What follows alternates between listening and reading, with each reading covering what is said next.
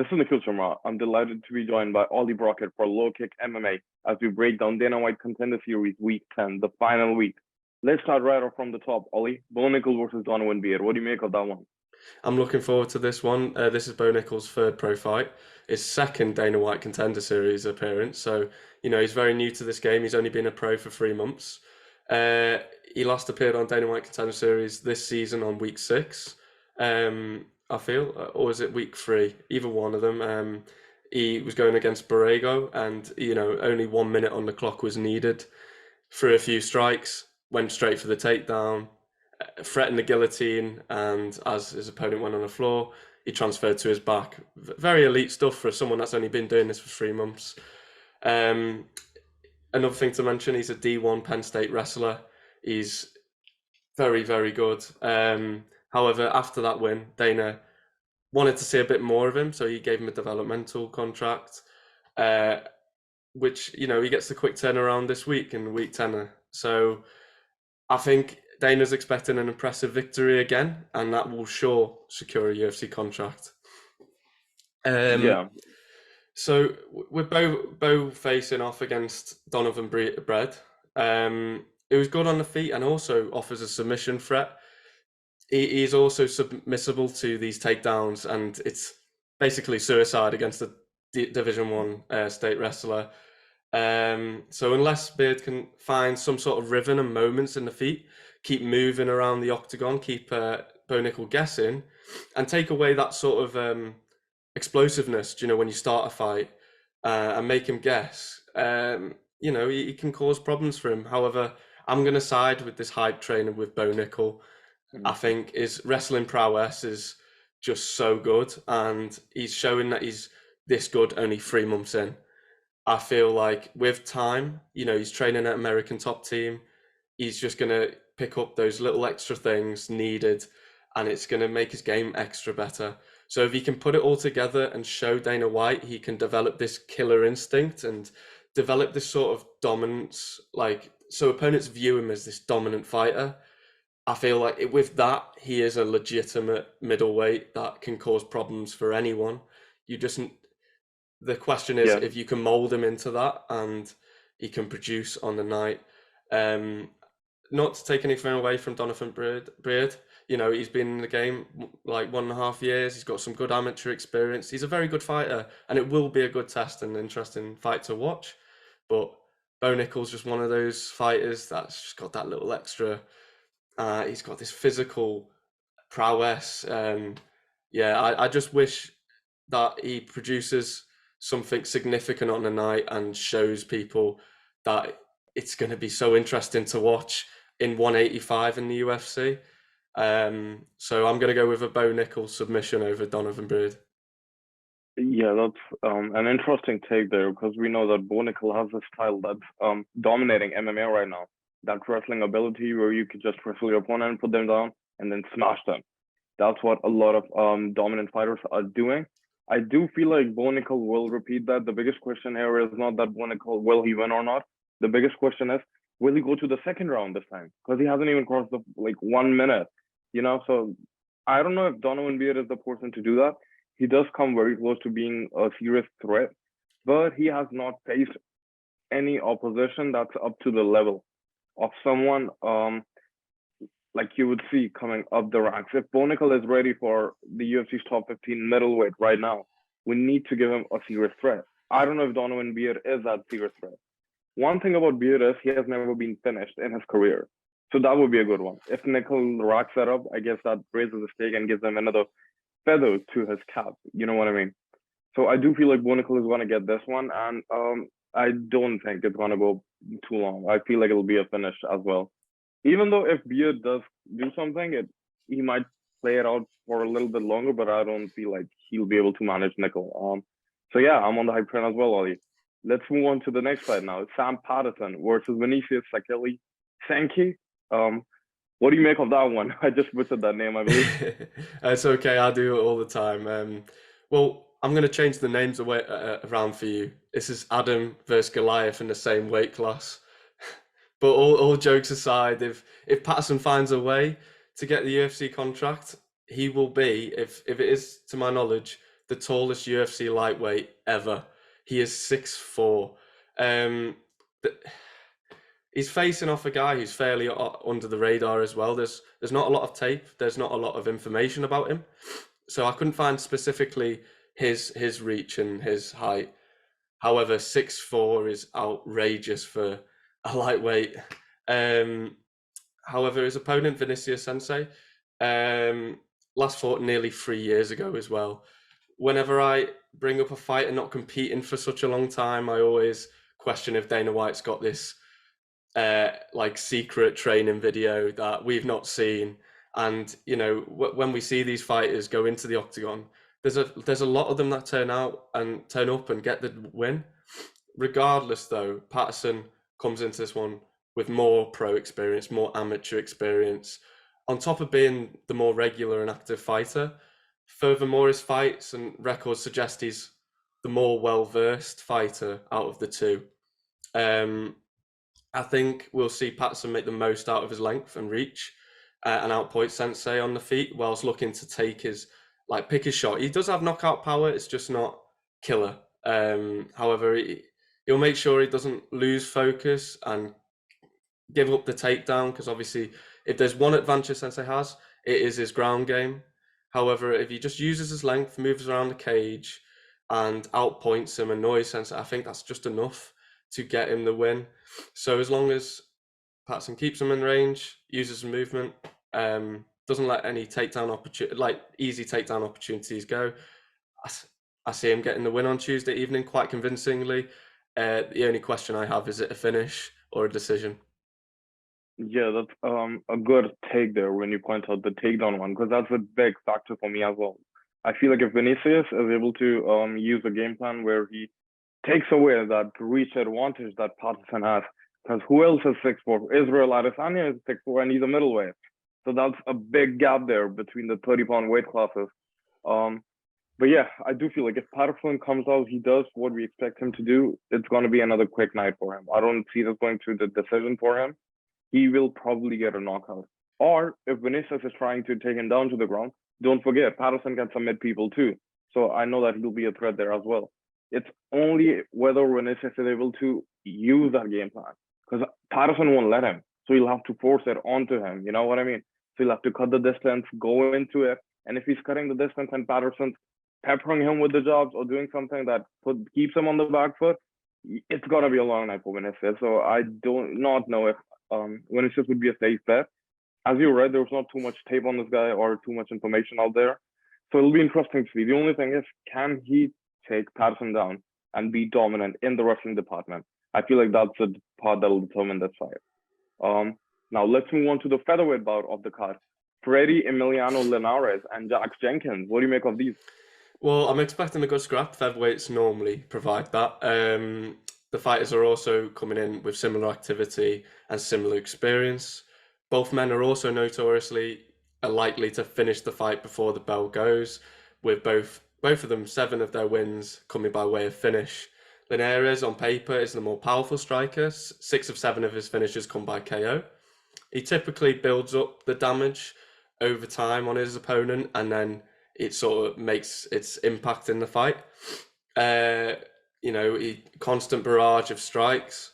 However, at times he is hittable. It's not clean striking. It's more, he's going with the momentum of the fight, going where his opponent's going, which leaves him open for counters. However, Jenkins is coming into this matchup most likely the more well-rounded fighter. Although he has displayed his knockout power, he has also displayed somewhat of an ability on the ground, which I don't think Linares really has. To note, although both of his losses come by way of submission, which is an odd one. So it might be worth looking into some of the odds of submission-based props. However, when on the feet, I feel like Jenkins has the more cleaner striking. Even though maybe not as much power, but the cleaner striking, you look at Nate Diaz and look at, he's not a power puncher as much, but, activity and volume is, evident. It's more key. So I feel like this will be the story of this fight.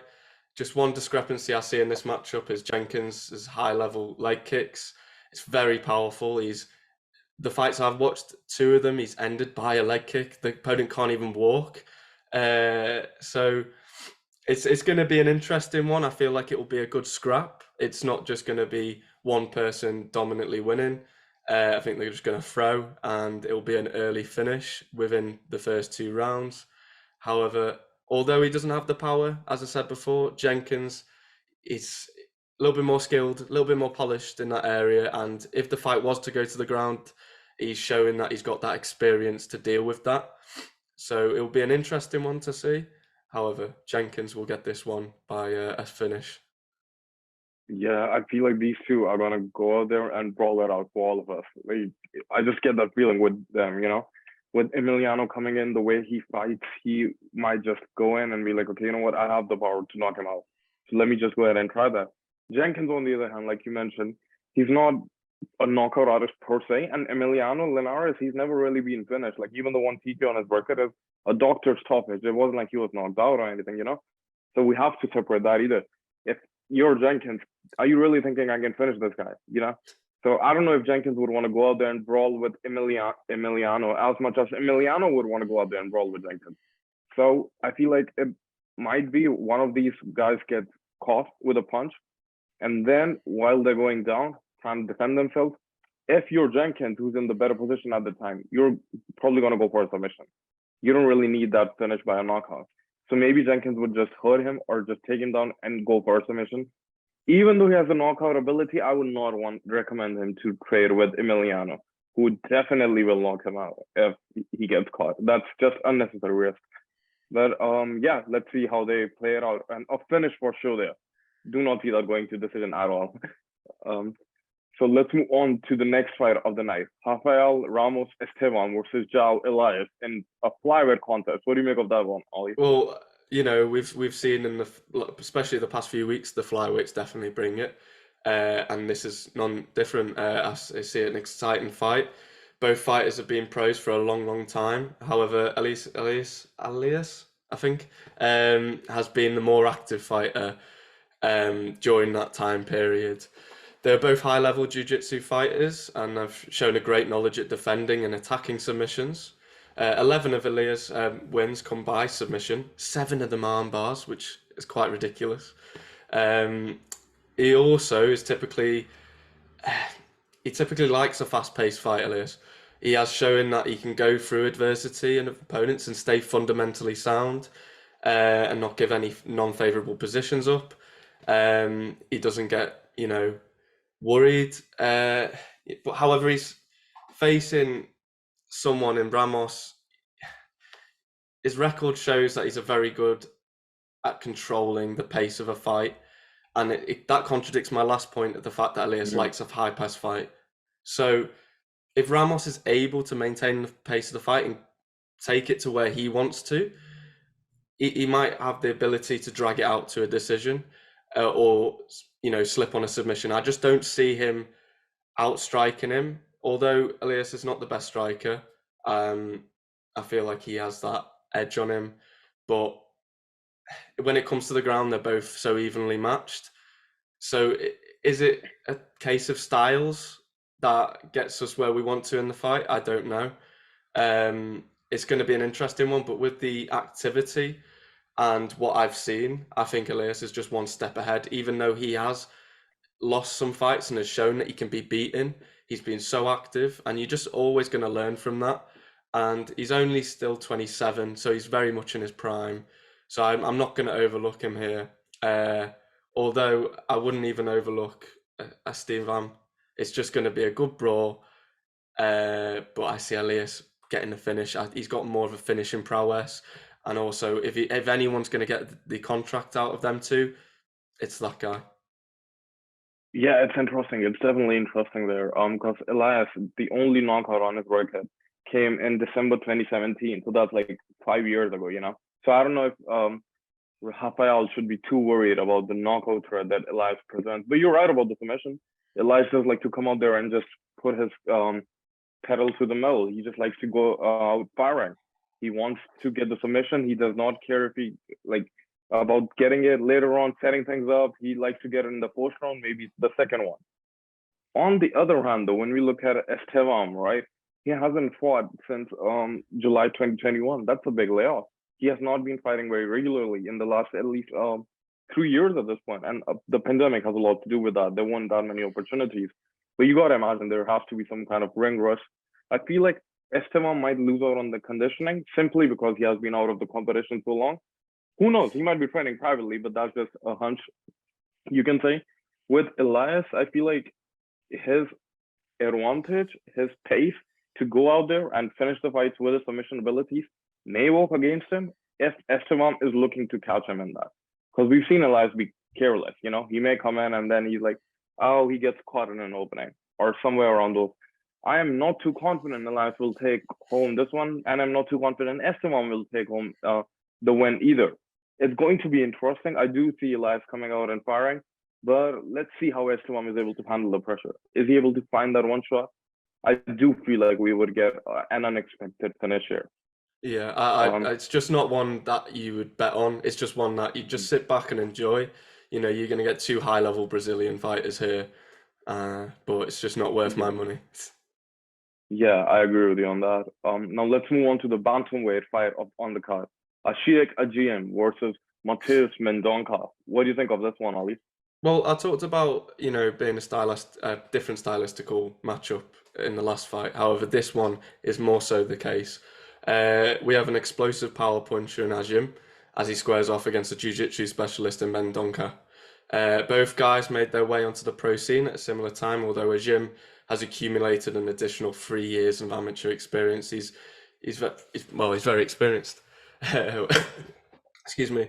Whereas since Mendonca's debut, he's accumulated 9 wins in the space of a year, which is crazy. He'll be coming to this fight however, he'll come into this fight since nearly a 2-year layoff. My apologies. Ajim is coming off a first round submission win. He's coming into this. Sorry, I've been waffling. Ajim is coming. Isn't it crazy? Mendonca has 9 wins in just a year. Like, that's insane. 7 wins in a year. That's I know. That's the reason why I'm all over the place. It's a very weird matchup to look at. There's so many things to pick out. Like, for example, Ajim's coming off his first submission win in even his amateurs or even his pro career, and it was a guillotine defending a takedown. Which it might be worth looking into some money. It might be worthwhile. However, I wouldn't do it when he's going against a jiu-jitsu specialist in Mendonca, as I said. He trains at shoot boxing where Oliveira trains, so he's within a very experienced gym. I think it's safe to assume in that gym as well, they're ready to go for 15 minutes. Although despite the experience difference, along with some ring rust that Mendonca may or may not have to combat, I believe his striking ability is quite enough to keep up with Ajim, and that was his only advantage in this. So Mendonca's a win-win in both situations, I feel.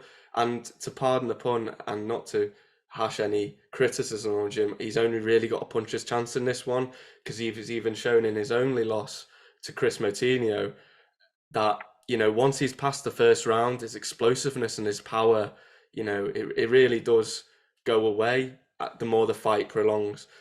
And Mendonca definitely knows this. You know, he's going to put him in comfortable situations, tire him out. And as I said, I feel like his striking is definitely enough to stay in there, keep his range, maybe even cause some damage of his own. Who knows? However, I do feel like this fight goes to the mat at some point, and I don't think Ajim's got the cardio nor the ability to really combat what Mendonca's really going to bring. And I see it being a submission victory, either off a knockdown or a takedown. Once it's gone to the mat, it's game over, I feel. Yeah, it's such an interesting matchup here, because when you look at Mendonca's work, and maybe that's what Dana White likes about him, you know, maybe that's what the matchmakers like about him, that if he wins and he gets the contract, he will be an active fighter, as you can see. That's insane. He fought twice in a month, 3 months in 1 year. But that's a big red flag for me because now I'm thinking, what kind of level of competition are you fighting? So if you're fighting just people who, I mean, if you can fight 2 opponents a month, that's not really high level competition. So that's a big one for me. And he hasn't really fought in 2 years at this point. Whereas Ajim has been more active. That's a big thing. When people have been away from the ring, when they have not been fighting, the conditioning is not the same. We've seen that happen throughout the series. Last week, the week before that, and even this week, I feel like that will be a factor. But the good thing for him, the good thing for Mendonca is Ajim, if you take him past 1 round, he would be on par with Mendonca's conditioning probably. Because Ajim likes to just go out there and unload his gas tank from the start, which means Mendonca needs to be very careful in the first round. Otherwise, he could get caught and the fight would be over. Mendonca, yes, he can present a threat as well, but like you mentioned, his strategy, the safest strategy would be to take Ajim to the ground and get a submission. That's the way I see it happening. And yeah, Ajim, of course, there's always a punch of chance that he connects, but I don't feel like he'll win or beat Mendonca in this one. I have Mendonca, yeah. Oh, I can't wait. It's going to be an exciting night of fights. I feel like this week has got more unpredictable fights. I feel like I've been able to pick out how things are going to go in the last few weeks, but this one's a bit of an interesting one. So I can't wait to watch it on Tuesday evening. Yeah, definitely. Like how they pit these guys, their strengths and weaknesses against each other makes it so much more interesting. And I'm very excited for the final week. It's going to be amazing. Yeah, man, I can't wait. I hope when it's coming back, we can do the show again, honestly. I've enjoyed it. I'm sorry that the research hasn't been great this week for myself. I've just been a bit ill. However, I'll be back and ready for the next time. Yeah, it's been a pleasure, Ollie, and I look forward to the show. Oh, I can't wait, man. Thank you. See you later. Make sure to subscribe to the LowKickMMA YouTube channel for all the latest news, event previews, and interviews with some of the biggest stars in MMA.